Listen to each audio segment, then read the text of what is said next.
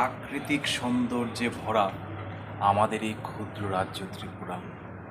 পাহাড়ি অঞ্চল জুড়ে ঘন জঙ্গল এবং তার সৌন্দর্যে বারবার এই পর্যটকদের আকৃষ্ট করে রেখেছে।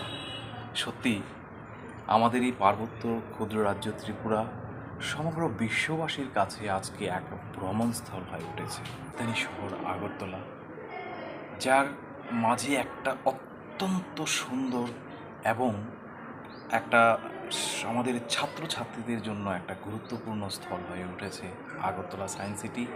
গত কয়েক বছর আগেই যার যাত্রা শুরু হয়েছে বিজ্ঞান জগতের সকল আবিষ্কারের